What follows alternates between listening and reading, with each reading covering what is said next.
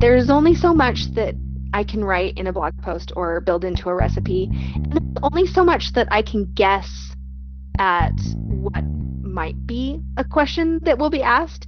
I mean, a lot of times questions surprise me.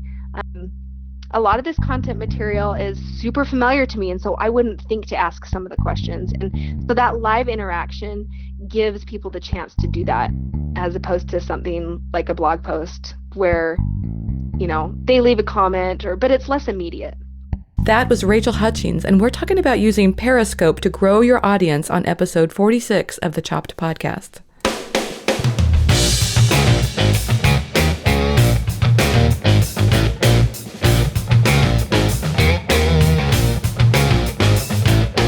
Hey everyone, I'm Marley of the blog Namely Marley. Thanks for joining me today for the 46th episode of the Chopped podcast.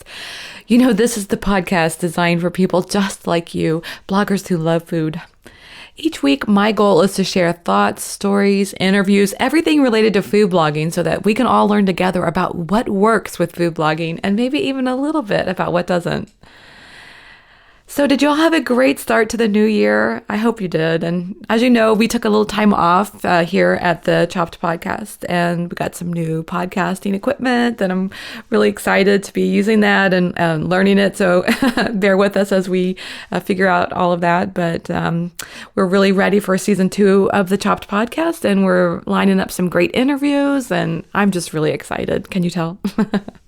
And I also wanted to tell you that Sean and I went and saw the latest Star Wars, and that was a lot of fun. I think, I grew up watching Star Wars, and, I like to call myself this geek wannabe because I don't think I'm really technically a geek, but I definitely, have those desires. But I think it's so important to talk about this kind of thing because I think as a blogger, it's so easy to just live by your to-do list and all the tasks that we have to do that sometimes it's hard to take time to go do the fun stuff. And then especially, if you've got kids and you've got all these other things that you've got to do, the next thing you know, you're not doing things, that you enjoy doing yourself. And so I always think that's really important, especially if you're trying to keep those creative fires burning strong. So anyway, what about today's podcast? What are we talking about? Well, we have Rachael Hutchings of the site La Fuji Mama on the show. I really enjoy talking with Rachael. She's got a great story about the name of her blog, which, is very intriguing, and the kinds of recipes that she does.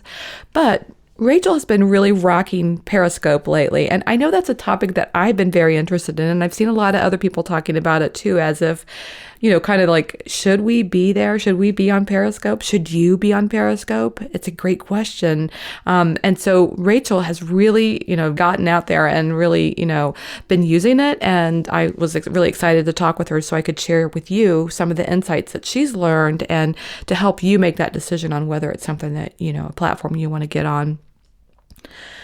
Periscope is one of those things. It's very interactive. I've only done one, but I was surprised to find out how much I really liked it.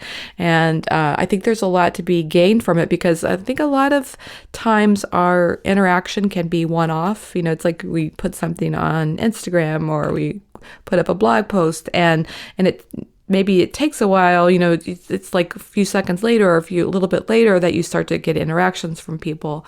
Periscope is a live broadcasting platform, and as a result, it's like real-time stuff that's going on. And it's very exciting to have, you're talking about something and people are responding to it right in the moment. And so that's kind of cool. I think it's definitely something that should be on your list of things to consider.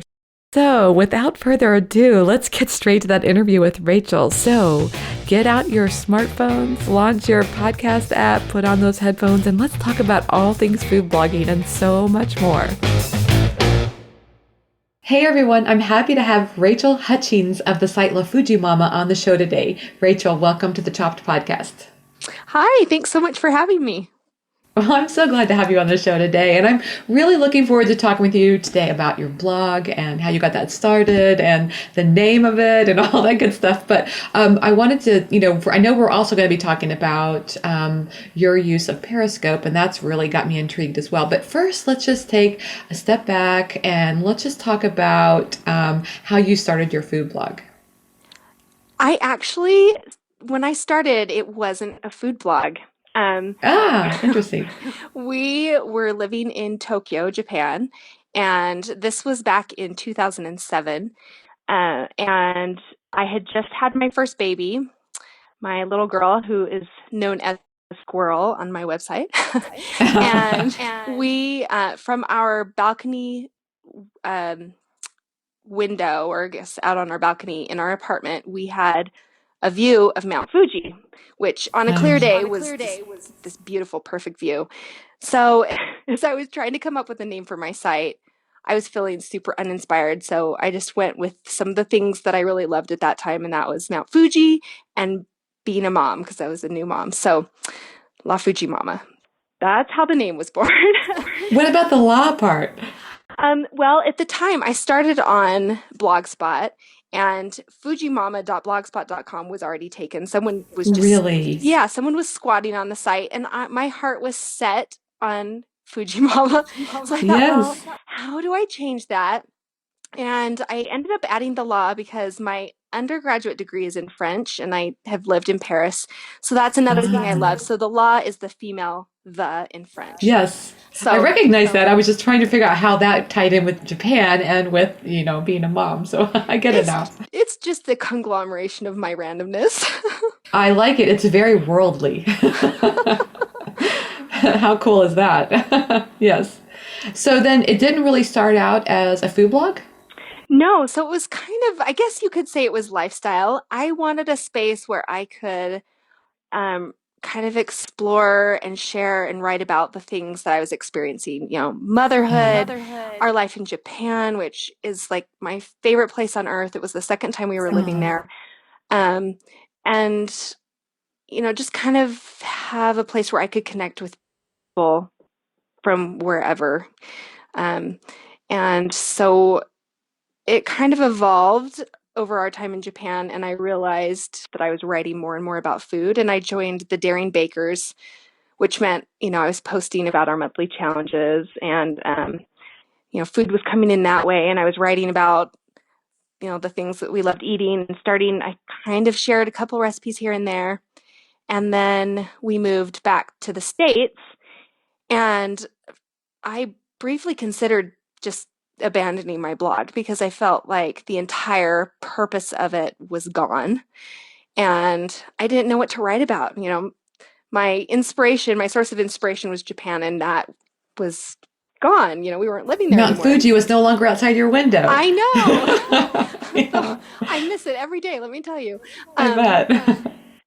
so I kind of stagnated, I guess, for a few months, and my husband at one point pointed out the fact that, I am a little obsessed with food and always have been, and had written a lot about food. And he kind of said, well, why don't you write about food? Why don't you share some of your recipes? And I was going, yeah, that's insane. That's crazy.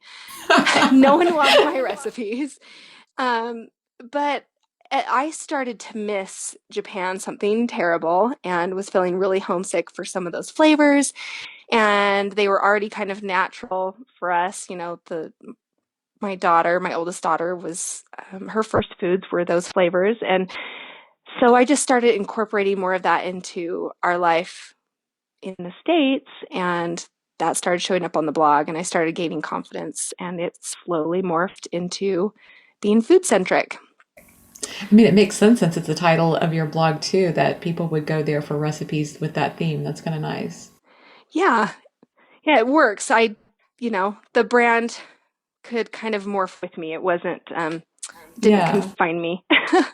So I have a question about the lifestyle issues that you're talking about because I kind of think sometimes that this is just a theory I've got, and I'm curious if you find this is to be true as well. That sometimes the content on your site is dictated by the photography that you can take. So, for example, lifestyle requires I think it's harder to take photographs of things in your house, or I don't know, I could be totally wrong on that, but I'm just curious if you have a theory on that as well. Well, for me, it definitely was. I mean, the content living in Japan was influenced by the fact that, you know, Japan is not a car-driven society. I mean, there are a lot of cars in Japan, but people primarily are out walking, they're riding bikes, they're taking trains, they're taking buses. And so people are out and about in the city every day. And that was our life. I would take my daughter every day, at least to go to the grocery store. Refrigerators are very, very small, space is very limited. So you're doing daily shopping. And, we were out and about in the city all the time. And so there was always this opportunity to be inspired and collect stories and ideas for things I wanted to learn more about. And, that really drove my content. And of course, I had ways to get pictures of those things because I was out in it, living it. Yeah, isn't that interesting how, as a life of a blogger, we end up being inside more and more? So It's true. really problematic, isn't it? It is so true. I've Yes. actually kind of backed away from posting as often because of that fact. I just thought, you know, Because you want to get out and away from your computer? yeah, I need to live life so I have something to write about. Yes, I completely agree because I think it's in my nature to, I think I can get kind of task oriented at times. And so there's so many tasks related to blogging that I think I could sit in front of my computer 24/7 if I, if I let myself, you know? Oh, that is so unfortunately true for me. But you have to just like force yourself to walk away and say, you know what? I think I'm going to go do something, fun for a while. And fun for me might actually be I've got this hutch downstairs that I'm painting, and I'm really excited. But it's like I hate to even get started because I know it's going to be a huge project, and I don't know. I don't know if you ever have those problems too or not. Oh, definitely. I'm a tunnel vision type of person. Once I get started, I start getting into all the little, details, and I get lost in projects. You're like, help me out. Yeah. So you mentioned that your husband reminded you that you love cooking. So how long have you been interested in cooking? How long does that go back?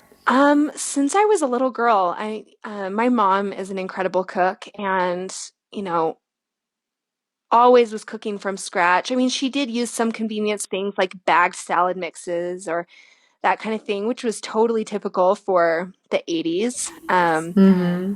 But, we had fresh bread made from scratch, and she always made dinner. We always had a from scratch meal on the table, and we all ate together as a family around the dinner table every night. And because of that, she spent a fair amount of time in the kitchen. I mean, that takes work and time.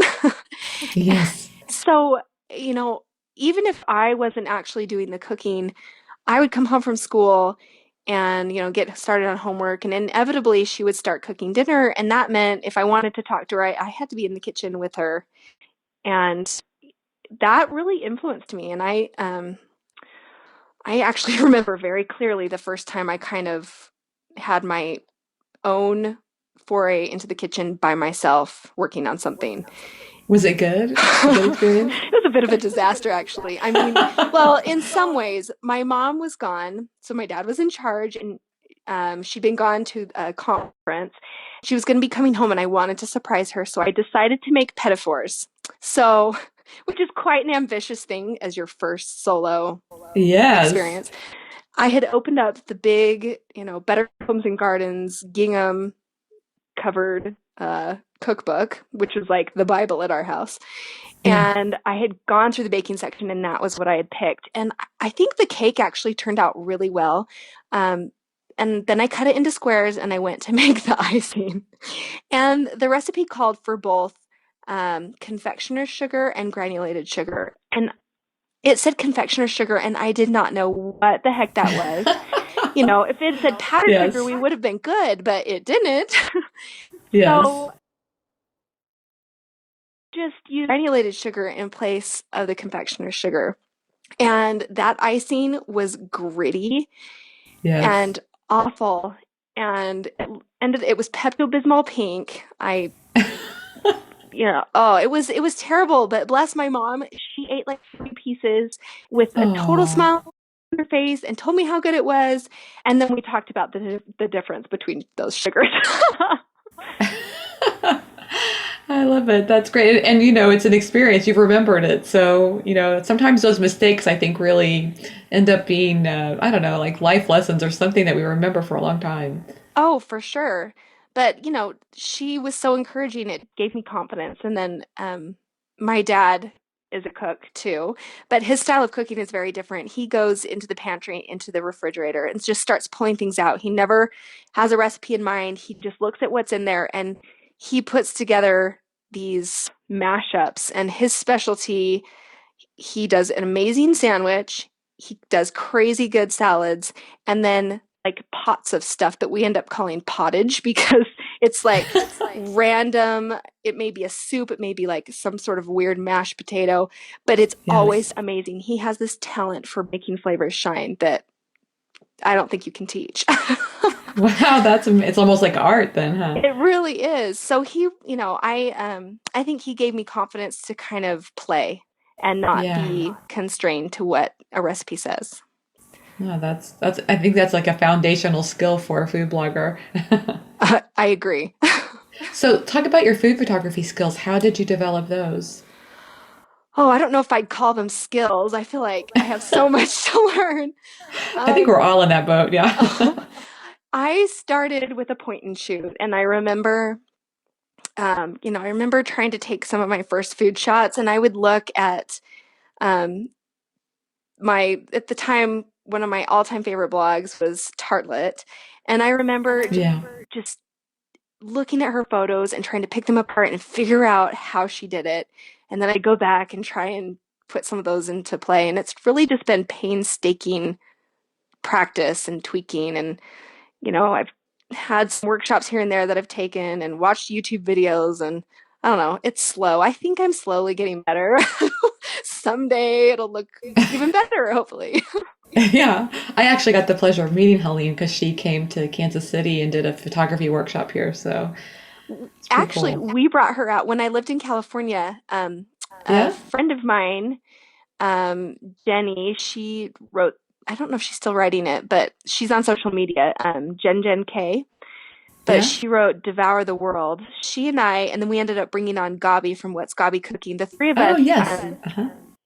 set up some workshops and we flew her out and she taught a bunch of macaron workshops and then a Yes. photography workshop. So Did you she's speak a French to blast. her? Just a little bit.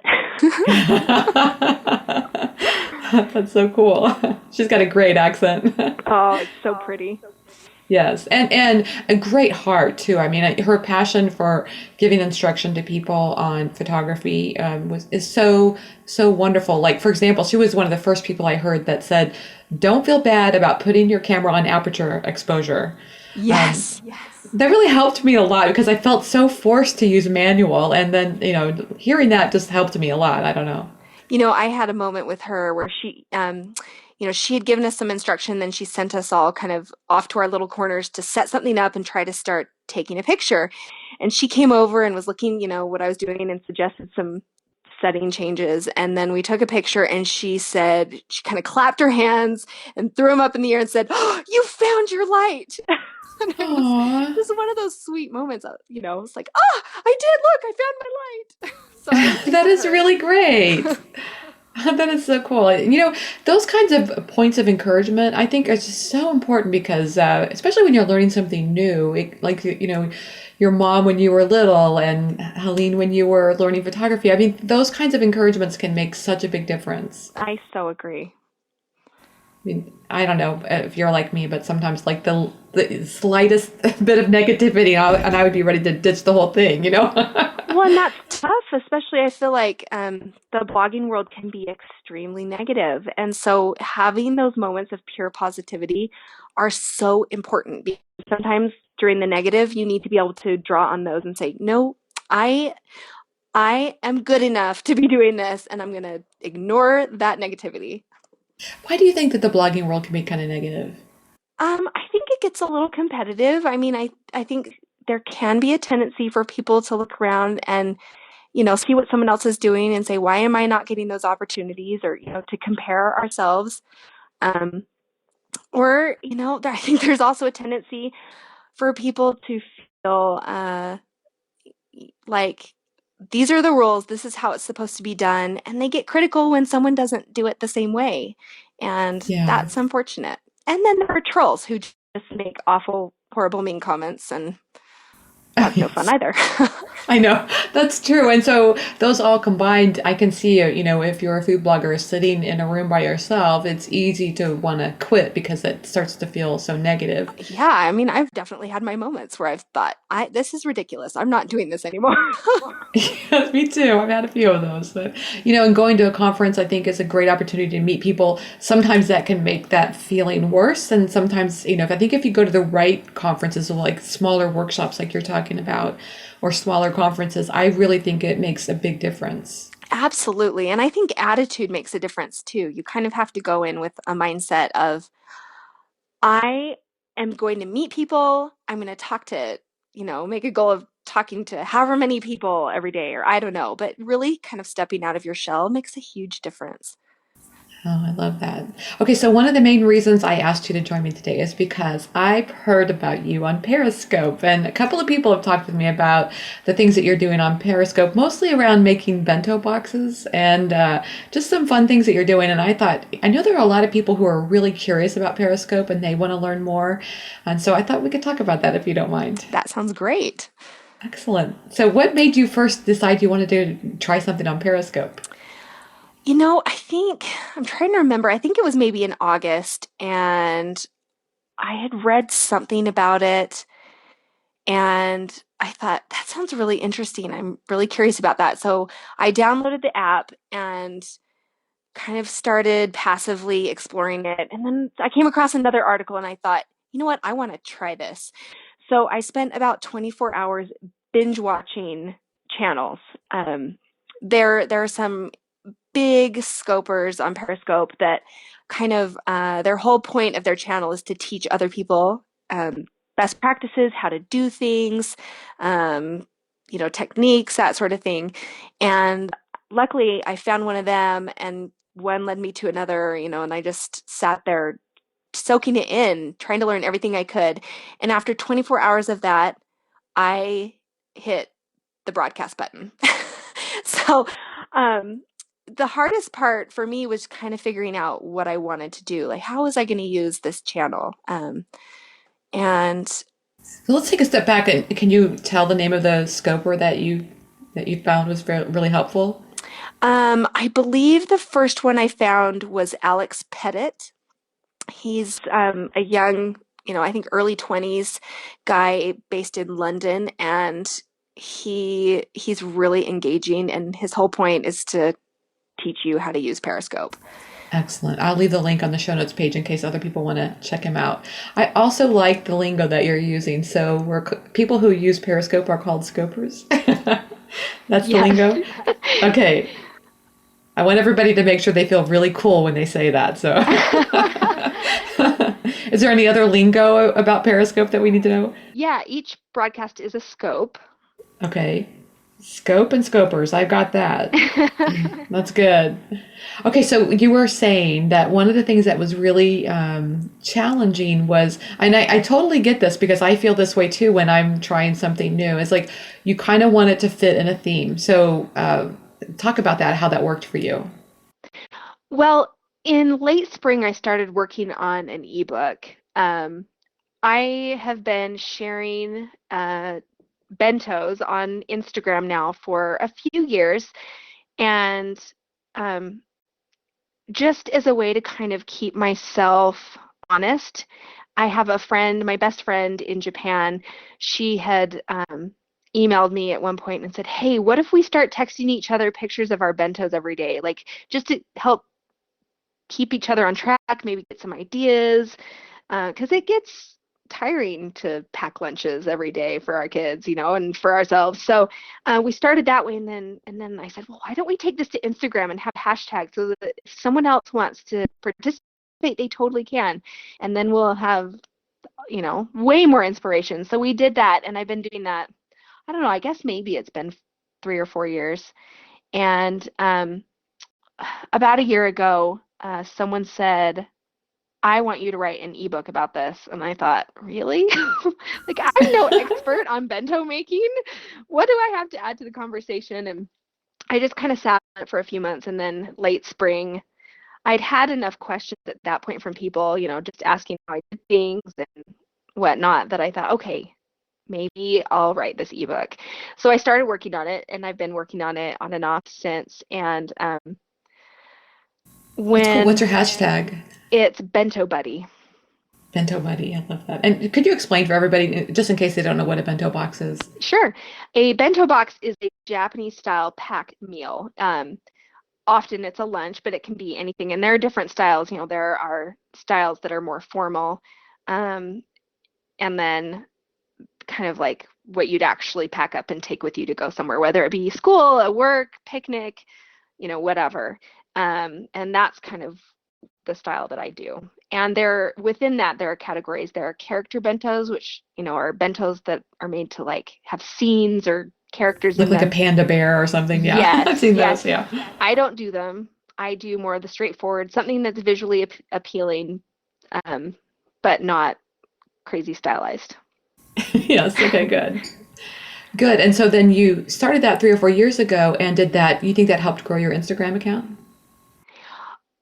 Maybe, I'm not sure. I do know that it has increased interaction in a way that it wouldn't have otherwise because people, other people struggle with packing kids' lunches, and whether or not they're packing a bento, there are still ideas that can be taken from that medium and put into, say, a brown bag lunch. So, people were asking, how I make rice balls or what's in a soy sauce egg, or if I had any ideas for different ways to add veggies into a lunch, that kind of thing. So it was definitely a really kind of cool way to interact with people. I love it that you kind of pulled me back in on that one because it's so easy to start thinking about like, if I do this, is it going to grow my followers? When in reality, engagement with your readers is, a huge priority. So thank you for that. It's like sometimes I have a hard time turning off that side of my head. Oh, Anyway, I yes. think we all do. I mean, there's a tendency to start looking at that number and really worrying about that number instead of, the quality of the engagement. Yes, exactly. And that's such an important thing to, stay on top of. And so you were talking about how then you did the, growing your Instagram and working with the hashtag, and then as a result of that you created an ebook. So that seemed like an easy topic then to transition into using Periscope. Yeah, because it was a topic I was already working on, I was trying to pull together the sections and some of the organization. I thought, well, I'm already, this is already on my brain. Maybe I'll, Yeah. talk about some of these things and see what happens. And I decided to kind of use Periscope as like a marketing research tool, I guess you could say. Mm-hmm. And also, I love teaching. I've been teaching cooking classes on and off over the years, and that type of personal interaction I absolutely love. And it's something that tends to be missing a little bit from, the flat blogging media. Yes. So I thought, well, this has the possibility of having that to an extent. So it kind of combined my ability to kind of reach out and figure out what people were interested in within the bento world, and also have that interaction, that more personal interaction. So my first scope that I did was all about my favorite bento tools. And Ah, makes sense. Kind of yeah, foundational. Yes. yeah. And then for my second one, I did a review of a product I'd gotten in the mail. I was just curious to see what types of things would work and what wouldn't. And I think it's different for every person. Um, and that went okay, but I kind of just decided that sharing, the bento making process or my favorite things or inspiration and motivation for bento making was kind of where I needed to be, at least for Mm, now. yeah. So you do these in your kitchen and you're actually demonstrating how to put together a bento box. Yeah, well, and it depends. I mean, sometimes I deviate. Right before Thanksgiving, I did a pie crust tutorial that Ah, was really fun. So some of it is just more organic. But yeah, I've been making main dishes and side dishes live on Periscope. And then I've also I did a scope about incorporating more color into your bento. One of the foundational principles of Japanese cooking is they believe that there are five colors, and you have kind of a really well balanced meal. Each color group should be um, Represented. Oh, represented in the yeah. meal. And so I kind of draw that into bento making, and I talked about in that scope, different different ways to incorporate colors. So it's not always cooking. Oh, And good. I actually had shoulder surgery right before Thanksgiving, so um, I haven't been able to cook. So I'm Kind of so hard to chop with one hand, huh? yeah. Um, so like I did a scope yesterday, just more about have people made New Year's resolutions about bento packing? What are areas they need help in? Just kind of a way for me to brainstorm what to do next, too. So sometimes it's just sitting and talking with people. How long do you think your typical periscope is? Oh, I'm sorry. How long do you think your typical scope is? It really depends. They range anywhere from like 12 minutes to 45 minutes.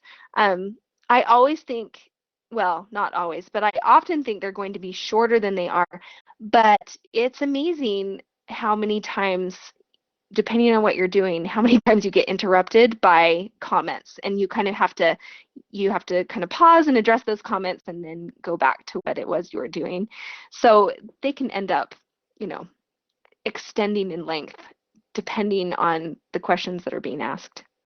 And that is a great point because we should probably explain for everybody. The cool thing about Periscope is it is interactive. There, participants join your scope and then they can leave comments. It just kind of flashes on the screen and you can answer those questions as they come through. I did one and I had that experience, and it was very nice to have that question and be able to immediately answer it.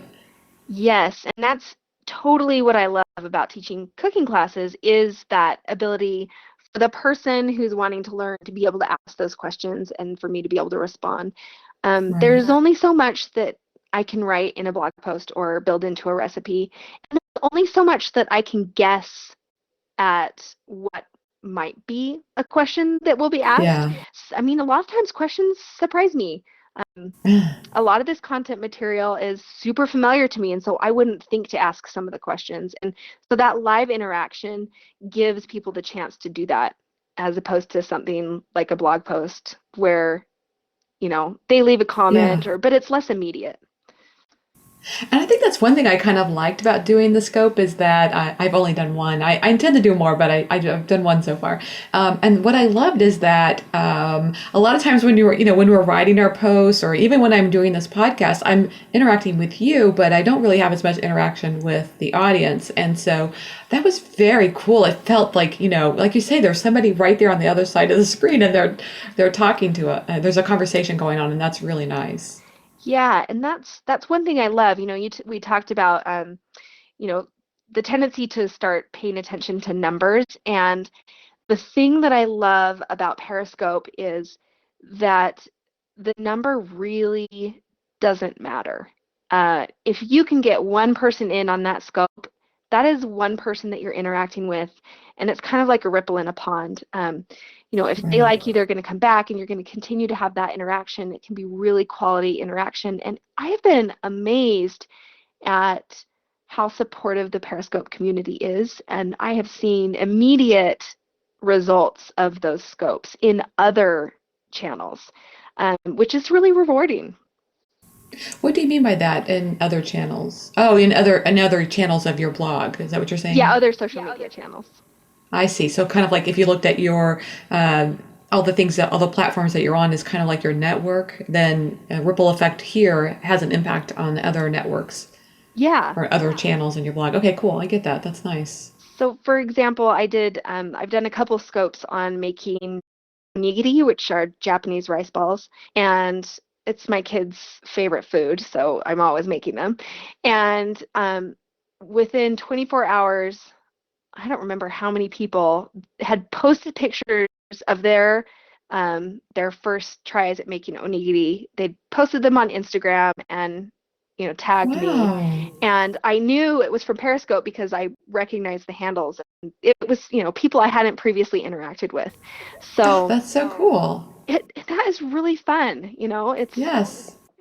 it's fun to see that. Some we don't always get to see the positive side of what people are doing in Yes. their kitchens as a result of our blog. Yes. That's so true. A lot of times it's negative, right? It's, oh, this didn't work. Yes. This didn't work for me. Yeah, that's right. Or how can I replace whatever? Oh, yeah. Yeah, substitution questions. Yes. So I'm just curious if, let's say your typical scope is, like you said, between 12 and 45 minutes by the time it's done. How much time do you think you spend in planning what's going to be on that scope? It Is it something you depends. can kind of just do? Yeah, and I think it depends on the person too. I have watched scopes where it's people just talking almost off the cuff, and some of them are really, really good, and it's very Wow. entertaining. I am not that type of person. I'm very type A, and I plan everything out. Yeah. Um, and depending on my scope, sometimes it's as simple as sitting down and building a list, maybe Oh, yeah. ideas to make bento making in the morning faster, or 10 Yes. ideas of packing ahead of time, or that kind of thing.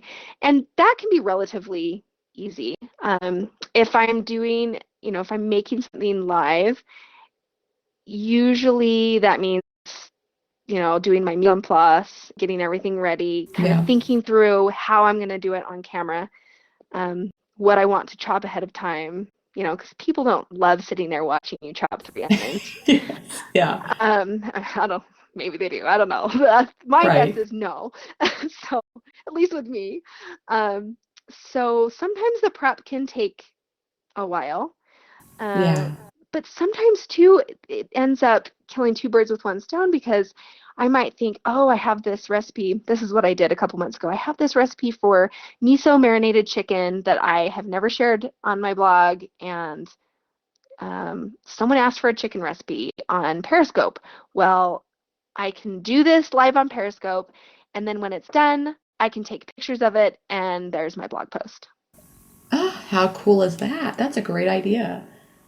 So So it's do you feel a need to kind of double purpose your Periscope publishing? For example, if you're doing this recipe that you talked about, do you also feel like it's necessary to add another topic, like 10 ways to make your bentos easier or something like that? no, In other words, could you just talk about the recipe, or do you feel like you need to do a recipe and some other topic? I usually just go with one topic. I keep Okay, gotcha. Because it's again, it's amazing how many questions you'll get, and that would Yes. turn into a long scope if you're addressing two topics. In Oh, fact, yeah, that's true. Yes. yeah, a couple of weeks ago I made miso soup, and I turned it into two scopes. So the first scope I made dashi, which is the Japanese sea stock, Uh-huh. and then a couple of hours later, I used that stock to make miso soup. So I had two separate scopes, because I felt like, well, for one, I didn't need that stock right away. And for two, they're kind of separate techniques. And I thought, in my Yeah. archives, I want them separate, because I think it makes them more user friendly. Yes. Okay, great. Okay, so is there a best time of day to do a scope?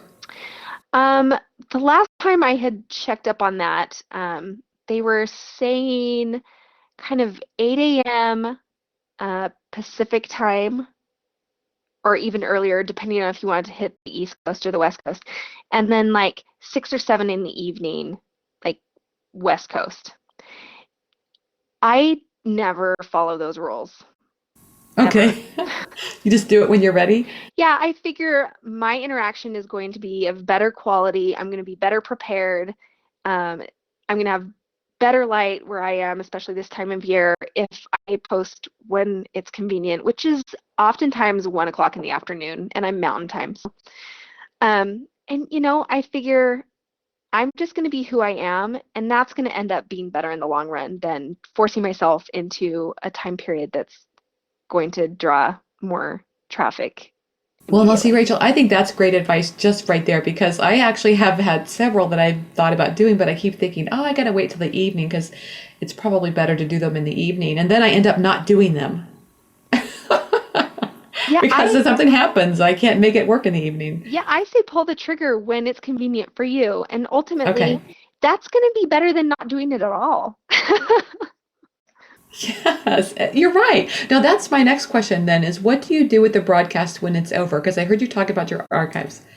There is a service called Catch. It's spelled Katch, catch.me, and you sign up for it. And if you push your scope, if you push your broadcast out to Twitter, Hmm. Catch will pick it up and archive it for you. And then you Nice. can choose to go in and delete it. Like if you have a scope that you're thinking, okay, I do not want that to see the light of day. That was terrible. You can delete it.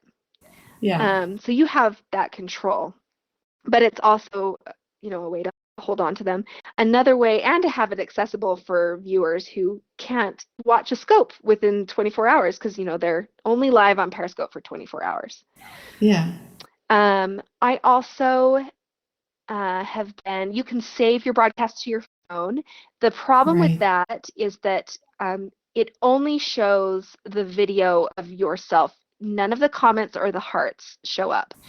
Yes. So if you want to repurpose that content, you would have to do some editing to maybe make it make sense.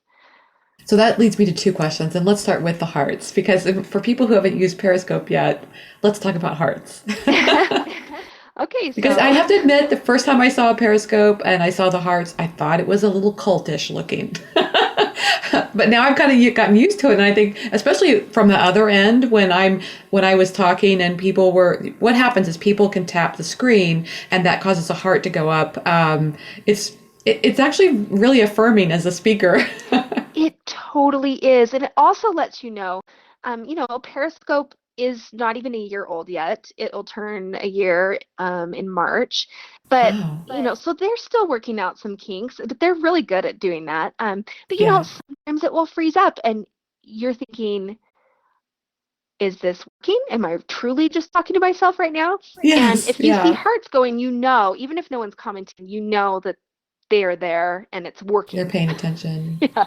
And they really like what you're saying. All of a sudden, you'll say something, and a bunch of hearts will go up, and it makes you realize, oh, they're really resonating with this. Right. And if you think about Yeah. it as being like a speaker in a conference room, you're looking out at your audience and you're watching them watch you. You have that eye contact. You can see them nodding their heads, reacting to your content. Hmm. Periscope, you're just looking at yourself.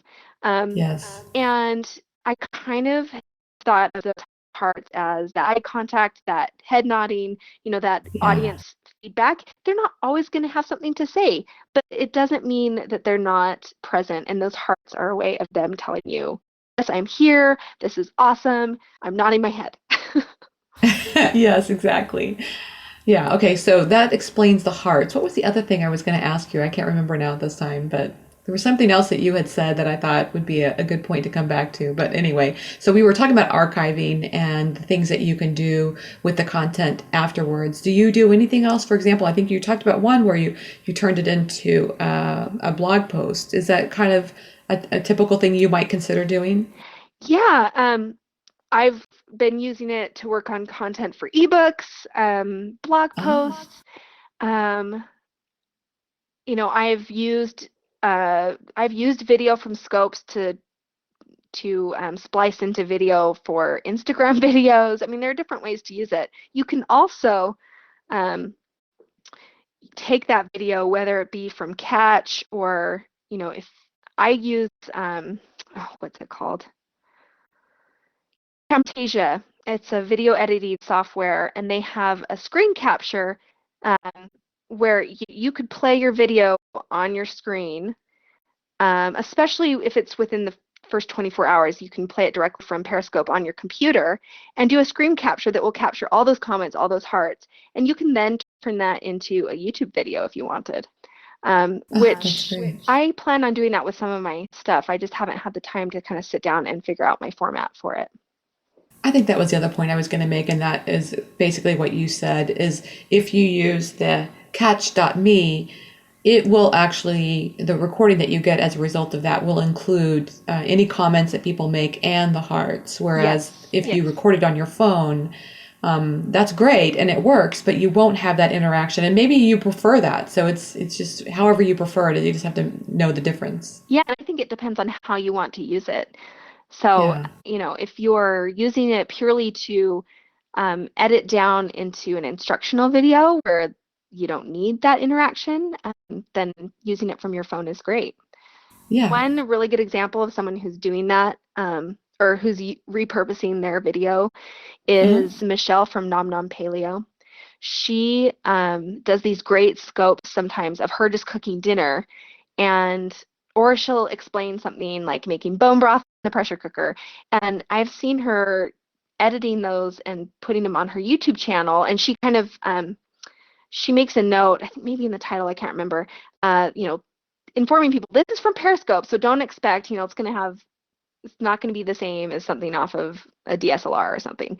Right. Just so you know, but then it's like adds a lot of value to your channel. It's a different type of video to have. Well, I think the thing is, all the trends are indicating that video is so important. And so this is just one way. I mean, this is broadcast, obviously, but it's live, and that can put some pressure on you too. But I wonder if it's just a great way of getting you used to that. And then you can get more video on your site as well.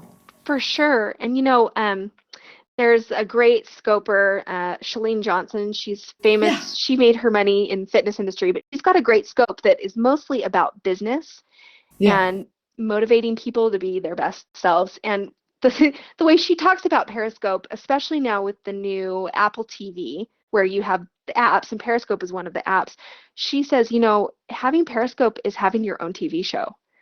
Oh my Um, God, so yes. you can totally treat it that way. You could even set up a schedule where you say,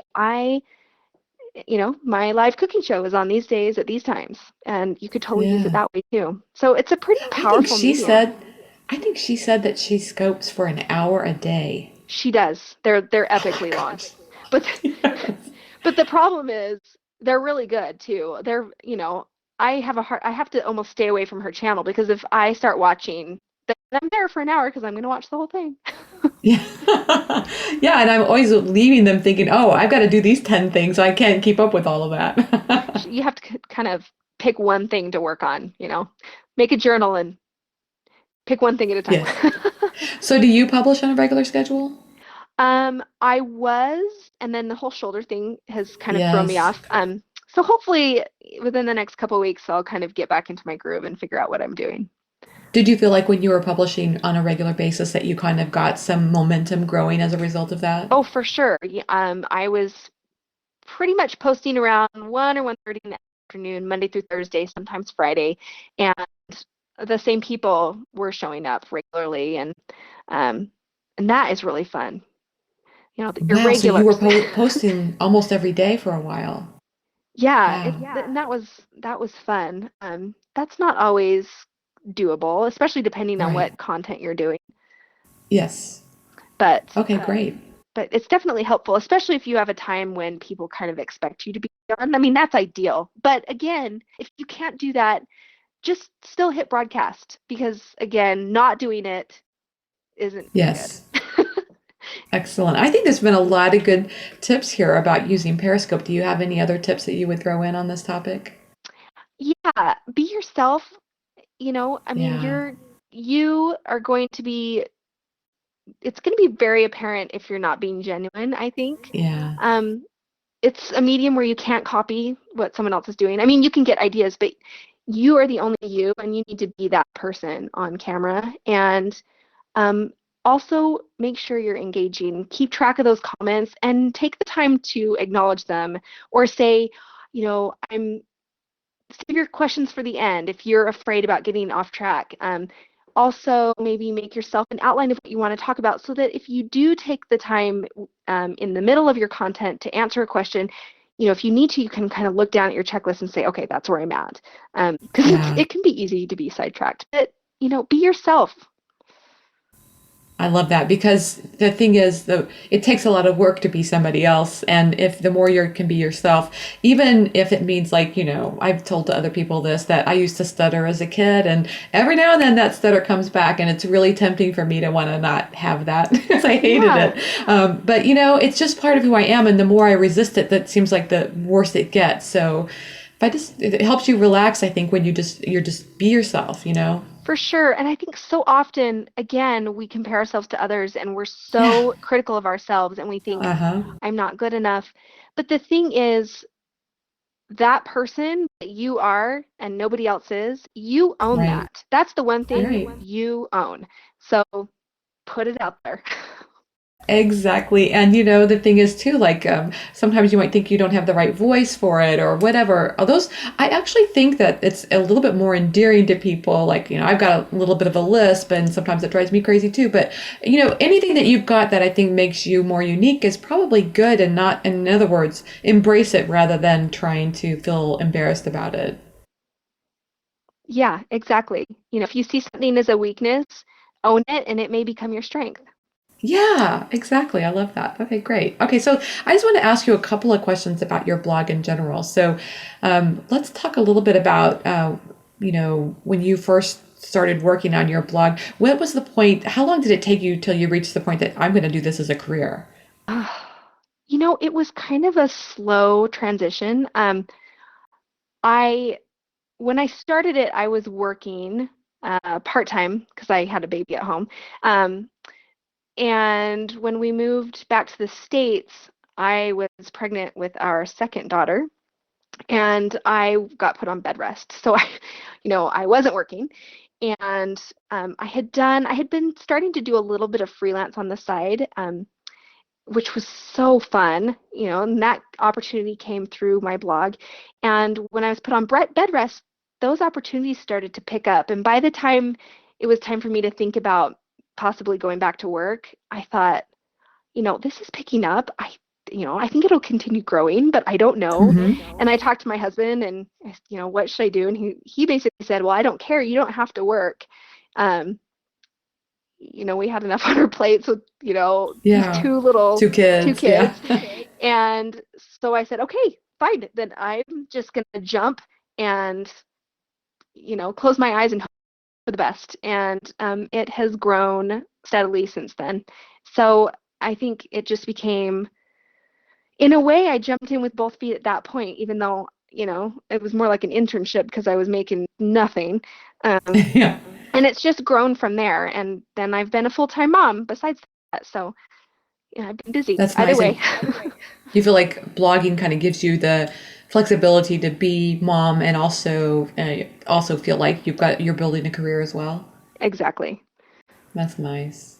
That's like, to me, like for a woman, that's like having your cake and eating it too. Well, especially for me, I am always so impressed with someone who can say, you know, be a full-time mom and not work at all, or be a kindergarten teacher. I mean, I love kids, but 24/7, that being all I do, I'm Yeah. not, that is not my strength. I need an outlet other than that. I need a way to keep my mind going. And Yeah. blogging totally provides that. And it provides a way for me to interact with my kids that wouldn't be there otherwise. So that makes it fun too. I think it sets a powerful example too for your daughters to see their mom, doing a passion of her own and being successful at it. That's just huge. Well, and they think I'm famous, so that's pretty hilarious. They're proud of me. They tell I love everybody. it. They say, my mom's Oh. famous. She's on TV, or my mom's famous because of this, and that's Aw, fun. that's adorable. Yes, I love that. So, can you talk? I'm always intrigued about the background of what goes on behind. Every blogger seems to have their own approach to how they do things like creating a post. So, do you have a process that you use for creating your posts? um, that's funny you ask. I was just re-listening to the interview you did with Bridget from Bake It Yes. 360, and Yes. she and I have a lot in common. I am a fly by the seat of my pants kind of person. I mean, there So, if we are see it on your site, you're eating it. that, or it's something I thought I was going to do and I've sat on, there's some things that I Yes. thought, Yeah. oh, I'm going to post this, and then I don't because it just doesn't fit when I go to post it, or I'm just Right. not feeling inspired anymore. And so sometimes I sit on things.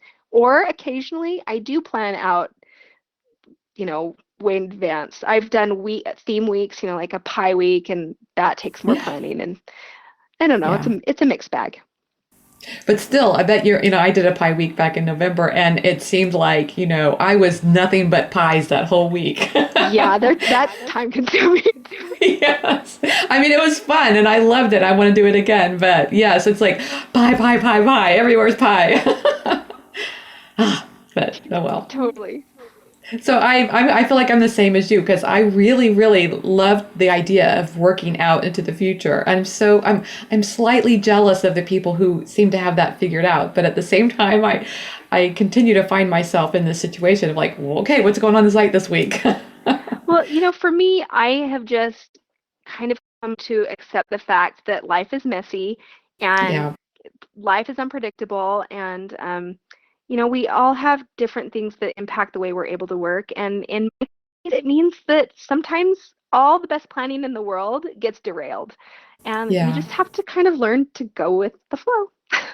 Yeah, actually, it's interesting that you say that because I read a study once that talked about the differences between men and women when it comes to leadership in an organization, and they made a comment that sometimes what they found that was better for women as leaders was that they would lead an organization in a more open strategy, whereas a man would be more singularly focused, like here's where we're going to be at the end of the year, kind of like dominate that plan, and whereas women would have probably four or five different strategies and would be open to working those out and kind of pushing it forward in the direction of all four of those to see which one would work out in the end. And maybe that's kind of what we're doing, where if you're the same as me, like I have several posts that I'm working on. It's just some get ready sooner than others, and so it's not as if I wake up on Monday and go, I have no idea what's going to go up on the site this week. There's several that I'm working on. Totally. And Yeah, if I were to work more in that rigid structure, I would no longer be writing my site. I mean,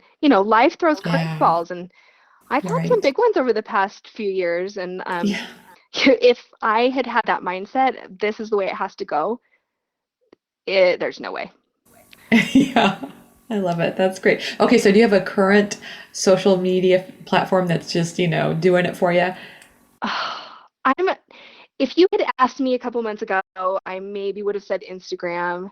I'm kind of in this weird in between where it depends on what my mood is and it depends on what I'm looking for. I always love Instagram.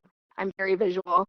Um, Yeah. but I love Periscope. Again, that interaction is amazing. And I just started on Snapchat. Oh, I don't know, maybe 2 months ago.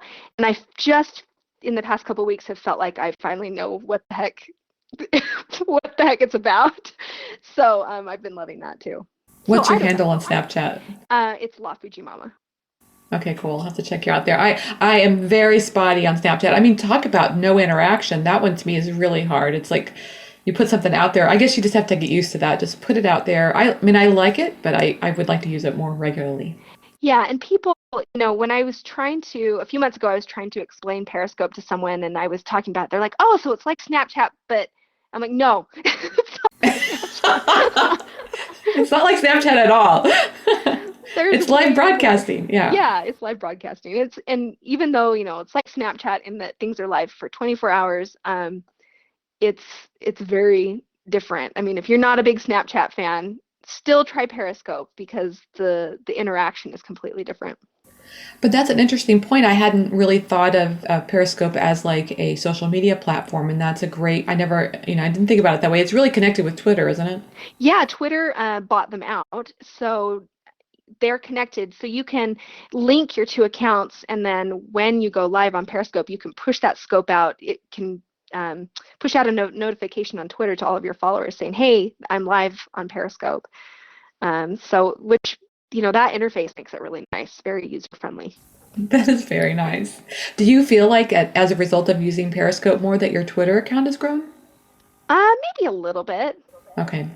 I've Because I mean, been I found that to be true on Google Plus. If I did a lot of Hangouts, then I would end up with more followers. But I wondered if that was the same with Twitter. Yeah, my Twitter growth. has been consistently slow and steady over the years. Yeah, me too. And though it's not, I miss the glory days of Twitter. I used to just love Twitter, and the interactions aren't the same. People I think have Yeah. migrated to Instagram, and I love Instagram, but I miss some of the organic chats that used to happen more on Twitter. I think sometimes it feels like it's starting to come back. Like I notice that when I go on there, I have more interaction. I mean, some of that just could be because I use co-schedule, and as a result, I have more content going to Twitter, and that helps. But yeah, I don't know. I'm like you. I'm a little bit like I'm hoping that that will return. At the same time, I'm not giving up on it either. So For sure, and I think like you said, of course it's going to be better if you put a little more into it, but yeah, we'll see. where do Fingers we find the crossed. time, right?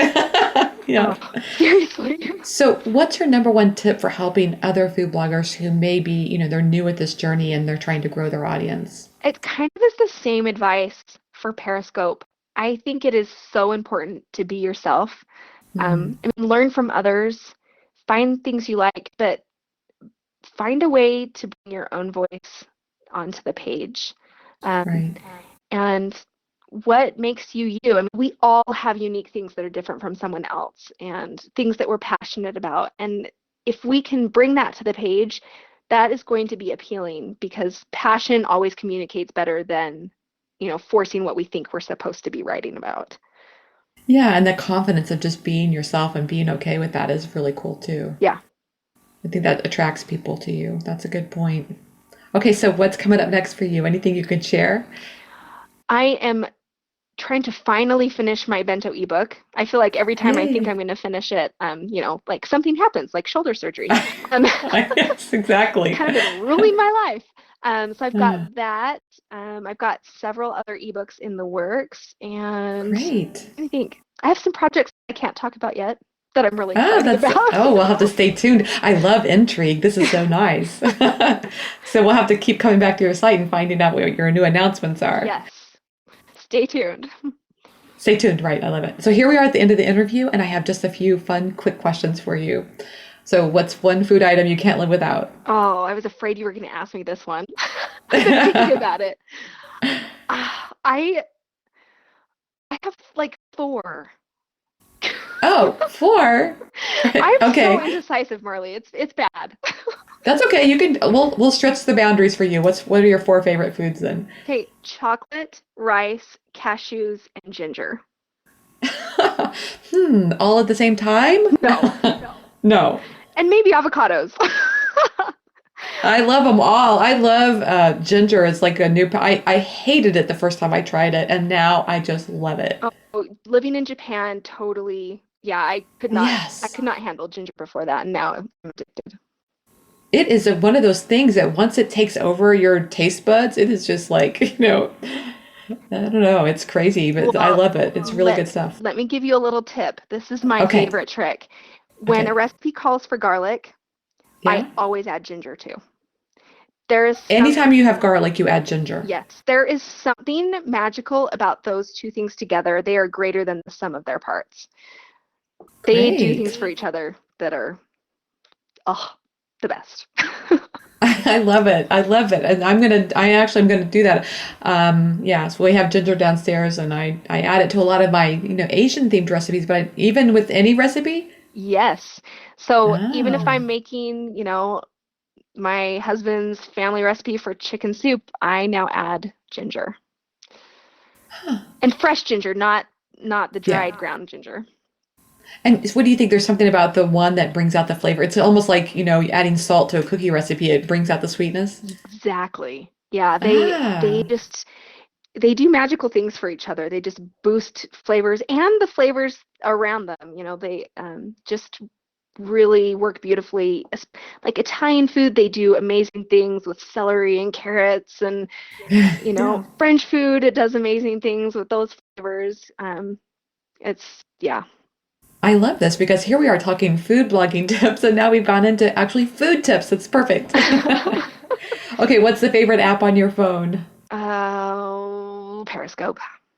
I thought you were going to say that. That's good. I love the consistency of that. And so that was actually a really great follow-up question. And that is that you actually record them, your Periscopes on your phone? Yes. Cool. That's how easy it is. Okay, do you have time for TV? And if so, what's your favorite show?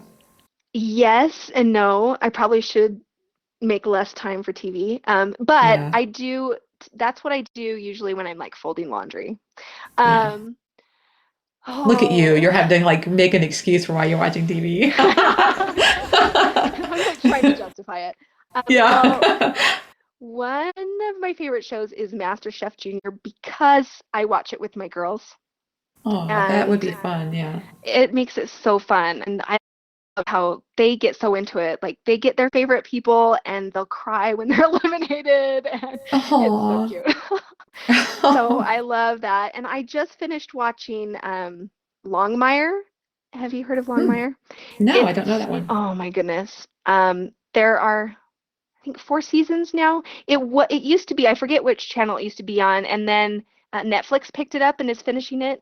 And I know that there's another season in the works, so I'm really glad because I'm kind of feeling withdrawal symptoms now that I finished it. But Okay. it's about a sheriff in the middle of nowhere in Montana, and it is the character development is phenomenal. Cool. Well, I love hearing about new shows I want to check out, so I'm going to put that one on my list for sure. Okay, Rachel, how can people find you online? Well, my website, which is lawfujimama.com, or I'm on Twitter at Fujimama, or Instagram, Facebook, and Snapchat, and Periscope at lawfujimama. Love it. Rachel, thanks so much for taking the time to talk with me today. Thank you so much for having me. Thanks to Rachael Hutchings for being my guest on today's episode of the Chopped Podcast. If you were busy running around and couldn't jot down something important, don't worry, we took the notes for you. Just head on over to choppedcon.com where I put up links for each show, including the stuff we talked about today, and more information about our guests. I hope you're loving the Chopped Podcast. If so, it would mean the world to me if you'd head over to iTunes or Stitcher and give it a review. You can do that right now. Also, you can spread the word about the Chopped Podcast using @ChoppedCon on Twitter or Instagram, or even Facebook. Your shout-outs really mean a lot. You inspire me, so I hope today's show was helpful and inspirational to you as well. Thanks for listening, and have a great week.